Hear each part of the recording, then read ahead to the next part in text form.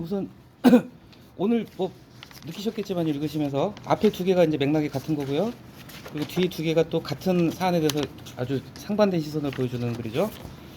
먼저 중앙일보 정운찬 칼럼 이분 아시죠? 예, 총리 이명박 때 40대 총리 지내신 분이에요. 총리 하셨고 서울대 총장은 문재인 대통령 때 서울대 총장 하셨고요. 이분이 야구를 엄청 좋아해요. KBO 총재도 하셨어요. KBO 총재. 서울대 총장 언제인지 모르겠네요. 문재인 정권 때 KBO 총재 했던 걸로 알고 있어요. KBO 총재 대단한 자리입니다. 야구협회 총재. 근데 이분이 이제 좀 정치적으로는 좀 뭐랄까 특별한 업적도 별로 없는 것 같고 좀 논란도 많았던 분인데 경제학자로서는 대한민국 넘버원인 분이에요.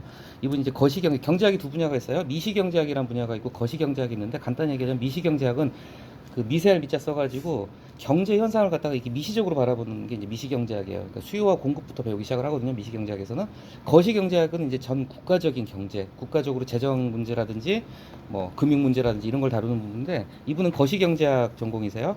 그리고 통화론하고 근데 이분이 쓴 거시경제학 교과서가 지금은 모르겠는데 아마 지금도일 거예요. 베스트셀러, 스테디셀러예요. 고시 공부하는 행정고시, 특히 고시 공부하는 행정고시는 경제학이 필수 과목이거든요. 고시 공부하는 고시생들은 다 이분 책 가지고 공부를 해요. 거시경제학. 하여튼 뛰어난 분인데 오늘 보니까 또 글도 상당히 잘 쓰셨고 제가 자주 드리는 말씀이지만 중앙일보인데 하는 생각이 잠깐 했어요.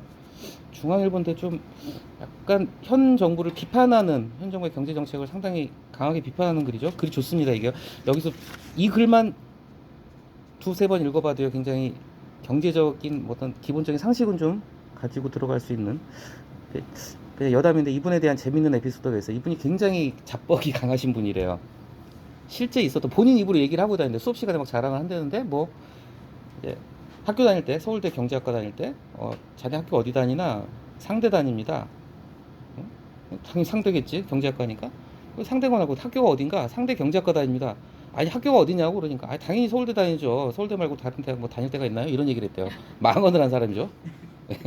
어쨌건 그런 사람인데 첫 단락에서 이제 지금 경제가 위기라는 걸 보여주고 있죠. 항상 특히 이런 경제 기사는요. 경제에 관한 글은 통계 없으면 글 절대 못 씁니다. 숫자가 안 들어가면 글이 나올 수가 없어요. 절대로 최소한 숫자가 한 번 들어가야 돼요. 그래서 여기 나오죠. 거시적으로는 크게 봤을 때는 지금 우리나라 경제 성장률 지금 1%대 엄청나죠. 근데 물가 상승률은 3%대, 무역 수지 적자, 경험번 해보지 못한 우울한 추세다. 이게 우울한 추세 그냥 넘어갈 수 있는 표현인데 우리가 어떤 현상을 갖다가 객관적인 현상에 감정을 이입을 시키는 거죠. 우울하잖아요 지금 경제 상황이. 예. 미시적으로는 그렇죠. 또 이제 좀 작은 면에서 보자면 그러니까 전체적으로 봤을 때 나라 전체 경제가 엉망이기도 한데 미시적으로 봤을 때는 그 경제 주체들이 이제 기업이죠. 기업 수익률은 갈수록 떨어지고 금융기관 연체율은 올라오고 좀 비상 상황이에요. 자 이것만이 아니라 어떤 사회적으로 봤을 때도 빈부격차 심화되고 있고 지금 청년 세대가 지금 이생 망이죠. 이번 생은 망했어. 지금 그런 분위기예요. 자 성장 동력이 멈출 징조는 도착. 지금 심각한 경제 상황을 시작을 했습니다. 자 그래서 이제 질문을 던지는 거예요. 이 현실에서 정부는 어떻게 해야 될 것인가? 그러면서 정부 정책을 하나씩 비판을 합니다. 먼저 세계를 돌아보고 이게 아주 좋은 구절이에요. 그러니까 어떤 세계 경제 어차피 경제라는 게 우리만 따로 떨어져 있는 게 아니잖아요. 세계 경제 속에서 우리가 움직이는 거니까 그래서 세계를 돌아보고 그 속에서의 우리 특수 상황을 고려해야 된다. 박스 넘어갈게요. 자 중요합니다. 미국은 1980년대 이때가 언제냐면요. 1980년대 레이건 대통령이 카터 대통령이 79년까지인가 했고 80년대인가 81년대 레이건 대통령이 취임합니다. 레이건 대통령 뭐 아실 거예요. 두 분은 굉장히 익숙하시죠? 배우하다가 대통령 된 사람이에요. 말년에 그 알츠하이머 때문에 상당히 고생하시다 돌아가셨는데 이 레이건 정부가 공화당이었어요. 미국의 공화당 같은 경우는 전에 말씀드렸죠. 보수 정권은요 작은 정부를 지향합니다. 진보 정권일수록 큰 정부를 지향. 이건 전 세계적으로 거의 똑같아요. 그래서 말씀드렸나 모르겠는데 노무현 대통령이라든지 문재인 대통령이라든지 진보 세력이 정권을 잡으면 공무원 많이 뽑아요. 그리고 반대로 뭐 박근혜, 뭐 윤석열 꼭 그런 건 아니지만 대체적으로 보면 공무원 적게 뽑습니다. 그러니까 작은 정부, 더더군다나 지금 윤석열 정부는 재정적자 문제가 심각하게 재정적자 하면 생각해 보세요. 일단 공무원 월급 나가는 거예요. 일단은 그게 그러니까 작은 정부를 지향하는 추세 지금 우리도 그런데 중요한 거 왜 이 얘기를 했냐면은 지금 레이거노믹스라고 그러는데 그 레이건 대통령의 이코노믹스하고 합쳐가지고 레이건의 경제 정책을 레이거노믹스라고 그래요. 근데 이 당시 레이거노믹스가 뭐냐면은 작은 정부를 지향했고 보수적인 재정, 보수적으로 썼다는 건 되게 짠돌이 재정을 했다는 거죠. 자 그리고 인플레이션을 잡으려면 자 인플레이션은 왜 생기는 거죠? 자 물가가 오르는 거예요. 왜? 시중에 돈이 많이 풀리면 인플레로 갈 수밖에 없어요. 시중에 돈이 많이 풀리면 돈 가치가 떨어지니까 당연히 물건 가격이 올라가겠죠. 그래서 인플레이션 잡으려면 어떻게 해야 됩니까? 긴축적 통화에 돈을 갖다 이제 걷어들이는 거죠. 이제 금리를 갖다가 높여버리든지. 금리를 갖다가 높이면 당연히 돈이 시중에 안 풀리고 어디로 갈까요? 은행으로 들어가니까. 예? 자, 어쨌건 미국은 그랬었고요. 그 다음에 2008년 서브프라임 이때 컸죠. 이거 기억나실 거예요. 이때 진짜 제2의 IMF라고 그랬었어요. 우리나라는 그래도 크게 타격은 안 받았던 것 같은데 그때는 또 이제 금융을 완화했죠. 돈을 풀었다 뭐 이런 거. 자, 지금은 또 정책 방향, 이거 경제는 시대적으로 계속 바뀌니까요. 바뀔 수밖에 없죠. 자, 지금은 이게 여기 중요해요. 적극적 재정 정책과 금융 긴축. 금융은 계속 긴축을 하는데 재정은 적극적으로 펼친다는 거죠. 보수적 재정 정책의 반대말이에요. 그러니까 보수적 재정 정책은 재정을 갖다 굉장히 이제 짜게 예산도 줄이고 보조금 깎고 이게 이제 보수적인 재정 정책인 거고 적극적 재정 정책은 돈을 이제 풀어주는 거예요. 재정을. 정부 예산을 막 풀어내가지고 경기를 진작시키는 거죠. 반대말입니다. 보수적 재정 정책, 적극 재정 정책. 자, 지금은 어쨌건 이게 지금 대세라는 거죠. 그리고 유럽도 마찬가지라는 거예요. 그래서 먼저 세계를 먼저 이렇게 돌아보고 있어요. 일단은 인플레가 큰일이니까 물가를 잡아야 되니까 금융은 긴축으로 갑니다. 통화 긴축으로 들어가요. 돈을 안 풀어요. 그래서 금리 지금 많이 올랐잖아요. 그런데 대신에 인플레를 잡기 위해서 금융은 긴축으로 가지만 대신에 지금 다 먹고 살기 힘들잖아요. 전 세계적으로. 그래서 서민 고통을 줄이기 위해서 또 경쟁에 뒤처지지 않기 위해서 재정적인 면에서 좀 적극적으로 나가야 된다는 거죠. 잠깐 이 제목을 보면요, 작은 정부에 따옴표 해놨잖아요. 이 강조한 거예요. 왜냐하면은 이 정운찬 교수는 칼럼에서 얘기하는 게 이 작은 정부 정책, 지금 윤석열 대통령의 작은 정부 정책 기조를 비판하기 위해서 지금 여기다 특별히 또 따옴표를 친 거죠. 자, 이제 세계를 봤으니까 우리나라로 가야 되겠죠. 자, 우리나라 보면은 이번에 이제 정부 예산 나왔어요. 아, 서민 고통의 완화는커녕 지속적인 성장을 위한 준비도 부족하다. 이 지속적 성장은 왜 나왔을까요? 뒤에서 R&D 예산을 깎아버려. 이거 지금 상당히 비판 많이 하는 부분입니다. 과학기술 연구개발, 이제 이게 왜 그러냐면요. 윤석열 대통령이 이제 그 카르텔, 이권 카르텔 그래가지고 때려잡는 것 중에 하나 이쪽인데 사실 솔직히 이 연구개발 예산은 R&D 예산이라고 그러는데 이건 좀 약간 방만하게 운영되는 면이 많았었나 봐요. 예산 갖다가 대충 막 그냥 흥청망청 쓰고 그런 게 좀 있긴 했었나 봐요. 잘은 모르겠지만. 그래서 이쪽 예산을 카트를 했는데 이거는 당장 눈에 보이는 성과는 없지만 지속적으로 우리나라의 국력이나 과학기술을 몇십 년 앞을 내다본다면 이거 깎으면 안 되는 예산인데 상당히 많이 깎아버린 거예요. 지속적 성장을 갖다가 해야 되는데 그 지속적 성장에 후퇴하는 정책을 지금 펴고 있다는 비판을 하고 있는 겁니다.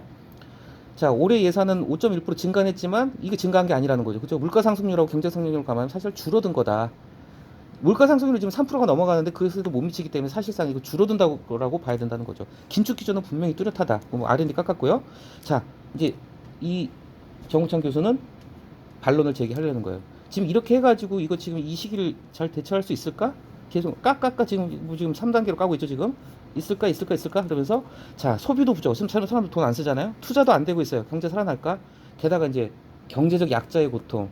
이게 경제 어려워지면은 없는 사람들이 제일 고통을 받잖아요. 빈부격차 축소, 청년층 희망 다 노라는 얘기죠. 아니라 이거다. 자, 그러면은 비판을 하기 위해서는 이제 정부 얘기를 해야 되겠죠. 그래서 제가 항상 말씀드리자, 논설문의 공식, 물론 하지만 공식, 이게 바로 물론 단락입니다. 여기가 물론 단락, 그 다음 단락이 하지만 단락이라는 거죠. 물론 단락, 하지만 단락 나는 거예요. 물론 정부의 입장을 갖다 어느 정도는 이해를 해. 항상 뭔가를 비판을 할 때는요, 상대 입장을 갖다가 일단 옹호를 해주고 들어가는 게 좋습니다. 무조건 네 말을 100% 틀려 그러면 전혀 설득력이 없어져요. 아, 그래, 네 말도 일리는 있어. 그렇지만 아니야, 내 생각은 달라. 이렇게 가는 게 정석이거든요, 토론에서.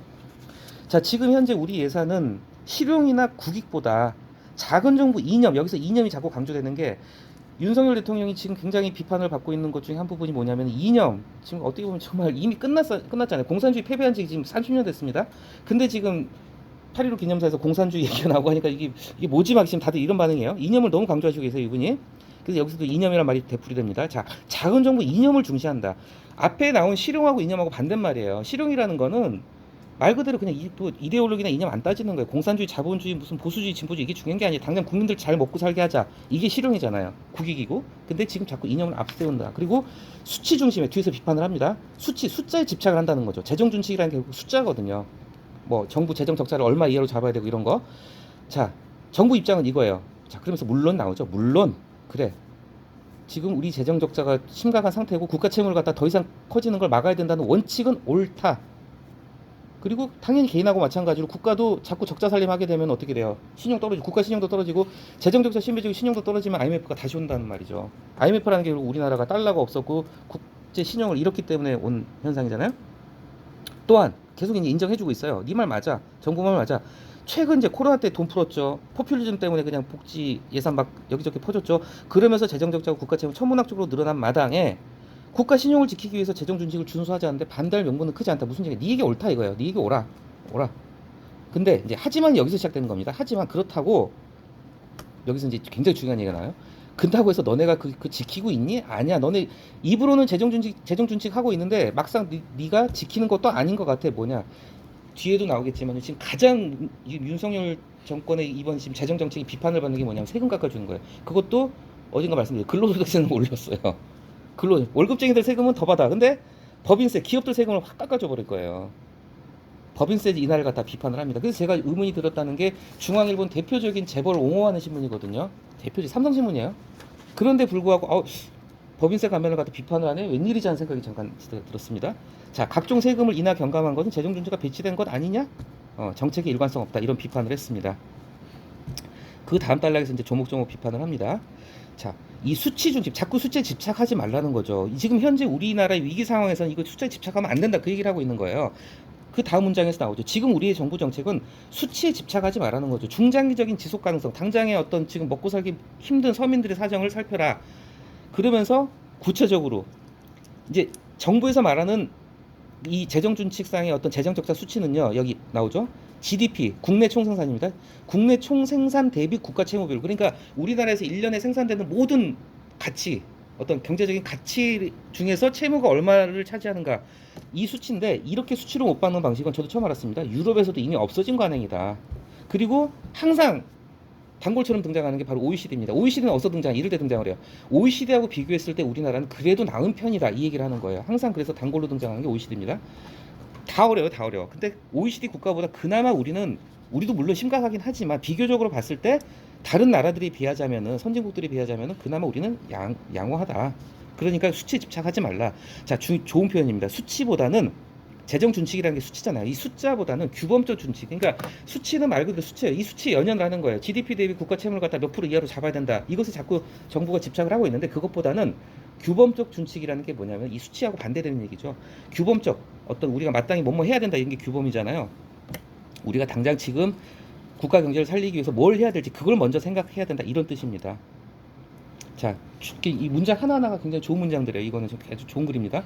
재정 건전화, 결국은 재정 적자를 줄이고 하는 문제는 정부가 일을 덜함으로써 가능한 것이 아니라 정부가 일을 덜하는 게 뭘까요? 바로 작은 정부거든요. 작은 정부. 그렇죠? 작은 정부로 해결되는 게 아니라는 얘기예요. 재정 건전화는 작은 정부만 고집해서 될 게 아니라 궁극적으로는 경제가 살아나고 경제 살아나면 당연히 세금이 많이 거치겠죠. 경제가 살아나고 세금이 많이 거쳐야 가능하다. 근본적인 문제를 얘기를 하고 있는 거예요. 자꾸 숫자에 집착하지 말라고 그러면서 뒤에서 자세히 설명해 놨죠. 작은 정부 이념. 자꾸 정부가 작은 정부라고 하는 건 뭐냐면은 민간에만 그냥 맡겨두고 정부가 할 일을 안 하겠다는 거하고도 같은 뜻입니다. 그러면 국가 기능이 불충분해. 당장 예산 깎으니까 지금 제가 잘 정확히 기억 안 나는데 무슨 이제 그 장애인인지 노인인지 어떤 그 복지 시설 같은 걸 갖다가 당장 이제 없애야 될 판이 있다 뭐 이런 얘기가 나요. 당연히 또 지금 보수 정권이니까 지금 우리도 먹고 살기 힘든데 무슨 난민이나 외국인 신경 쓰겠어요. 그러니까 무슨 외국인 보호소인지 정확한 명칭 기억 안 나는데 그런 시설도 지금 당장 내년에 없어진다고 그래요. 예산을 다 깎아버렸대요. 자, 작은 정부 이념으로 가게 되면 결국 국가 기능이 불충분해진다. 이건 어쩔 수 없는 거죠. 그리고 서민 삶이 더 팍팍해지고 결국은 이게 다 연결고리예요. 자, 작은 정부 이념 강조하게 되면 어떻게 해요? 국가 기능이 불충분해지자. 그러면 서민 삶이 더 팍팍해질 것이고 그렇게 되면 민간 부문 활력 떨어지고 그럼 경제는 더 죽겠죠? 그러면 세금 안 들어오죠? 재정 건전성 악화된다. 악순환의 고리가 되게 자세히 설명을 해놓은 거예요. 지금 물론 이것에 대해서 반론이 있을 거예요.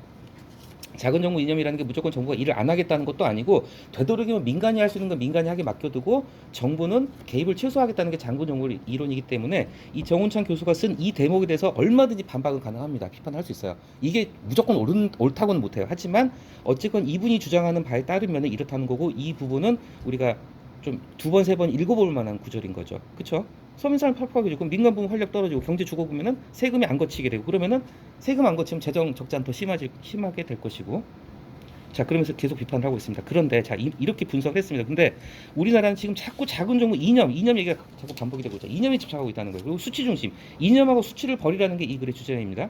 이념하고 수치에 집착을 하게 되다 보니까 거기 올가면 그러니까 거기 묶여버린 거예요 지금. 그러니까 거시경제 정책의 유효 있다 이걸 비판을 하면서 나라 전체의 경제를 살리기 위한 그 정책은 그쵸. 유연한 사고 그리고 역량에 좌우된다. 유연하게 생각하는 게 필요하다. 이걸 갖다가 이제 강조를 하셨죠. 재미있는 게 이 뒤에 나온 케인스. 이 케인스라는 경제학자가 어떤 경제학에서 정말 뭐 아인슈타인급의 학자입니다. 이분은 지금 이 아까 정운찬 거시경제학 책 얘기했죠. 거시경제학에서는 크게 해서 두 가지 부류가 있다고. 아주 쉽게 설명드릴게요. 작은 정부, 큰 정부 둘로 나눠요. 근데 큰 정부를 강조하는 게 바로 케인스 학파예요. 케인스 학파. 큰 정부, 적극적인 정부가 적극적으로 뭘 해라. 이게 바로 경제학, 거시경제학의 두 개 기조. 그러니까 서로 싸워요 맨날. 케인스 학파하고 그 죄송합니다. 신자유주의 학파하고 케인스 학파가 있어요. 신자유주의 학파는 작은 정부를 지향을 해요. 케인스 학파는 큰 정부를 지향을 하고. 거시경제학은 이 양대 학파가 싸우는 과정이 진행되는 게 거시경제학의 발전 과정이라고 보시면 돼요. 그리고 대체적으로 봤을 때 보수 정부는 신자유주의로 갑니다. 작은 정부를 추구하고 진보 정권이 들어서면은 적극적인 개입을 강조해서 케인스 학파로 가고. 그래서 이분도 케인스를 가지고 가져온 거예요. 그 유명한 케인스가 뭐 이런 말 했죠. 자, 이제 케인스의 한 명언이 이제 이런 거예요. 경제는 예술이다. 기예성이라는 단어 나오죠. 뒤에 한자도 나오고 한자 두 번째가 예자가 예술할 때 있자입니다. 앞에는 기술할 때 기자고요. 기술하고 예술이다. 그러니까 단순한 기술이 아니라 아트가 나왔잖아요. 이건 어떻게 보면은 경제학이라는 건 경제 정책이라는 거는 예술에 가까운 그런 게 필요해요. 그 앞에서 유연한 사고라는 걸 얘기했잖아요. 유연한 사고가 있어야지 예술이 발전할 수 있는 거잖아요. 자, 기예성. 그래서 그런 좀 약간 유연한 사고를 가져. 자꾸 이렇게 수치에 이념에 묶여가지고 경직된 사고 방식을 갖지 말고 좀 유연한 사고를 가져라. 그 얘기를 하고 있는 거예요. 좋은 글입니다. 자, 그렇다고 여기서 이제 자꾸 이제 큰 정부 얘기를 한 것 같으니까 본인 생각을 갖다 또 다듬어 줍니다. 자, 그렇다고 내 얘기가 무조건 큰 정부로 가자는 게 아니다. 큰 정부를 얘기하는 게 아니라 스마트 정부로 가자. 이거 좋은 표현입니다. 자, 큰 정부면은 민간의 영역을 다 퍼주는 거예요. 진짜 이것도 국가가 지고 저것도 큰 정부의 대표적인 얘기가 뭘까요? 북유럽의 북유럽. 북유럽은 세금을 갖다가 내가 100만 원 벌면 50만 원 세금 내잖아요. 그죠? 대신에 국가에서 다 해줍니다. 병원 공짜예요. 대학 학비 공짜예요. 대신에 세금은 50% 떼가요. 자, 그게 바로 큰 정부의 대표적인 예예요. 그렇게 가자는 게 아니라 스마트하게 가자 우리. 지금 각국이 이렇게 기술 패권 경쟁 뭐 이런 경쟁을 하는 마당에 일 잘하는 스마트 투자로 가자. 그러면서 은근히 비판을 합니다. 인프라 깔아주고 R&D 투자, R&D 예산 확 깎아버렸잖아요. R&D 예산 깎으면 이거 지금 비판 많이 받고 있어요 지금. 자, 물론 그동안에 R&D 예산에서 장난질 쳐먹은 게 많긴 하답니다 사실은. 그런데 그렇다고 해가지고 빈대 잡자고 초가상관 태우면 안 된다는 거죠. 쉽게 얘기해서 벌레 잡자고 불지르면 안 된다 이거죠. 자, 기업들이 투자할 수 있게 이렇게 좀 정부가 좀 스마트하게 움직여라.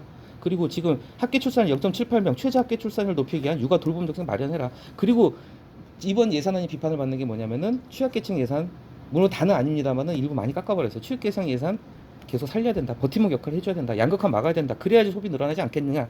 이렇게 가가가 앞에는 깎아까지 이번엔 가가가 해가지고 본인 얘기를 하셨습니다. 그리고 마지막에 이제 마무리 말 결론을 다시 한번 강조해 주시죠.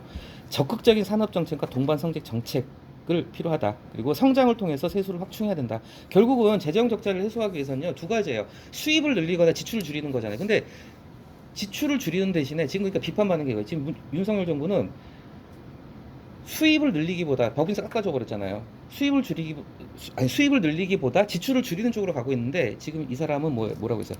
수입을 갖다가 늘려라. 세금 더 많이 걷고 그러면서 또 필요한 돈을 써야 된다 이 얘기를 하고 있는 거예요. 그래서 자 마지막에 계속 나오죠. 이념 갇히지 마라. 수치에 집착하지 마라. 이념에 갇힌 재정 준칙 여기에 발목을 잡히면 안 된다. 이제 이런 그림 몇 가지요. 근데 이 글은 굉장히 좋은 글입니다. 아주 정말 그 경제 상식이랄까 이런 걸 갖다 이 글에 다 담겨 있어요. 굉장히 어렵지도 않고요. 별로 이해하시는데 별로 어려움 없으셨을 거예요. 자, 그 다음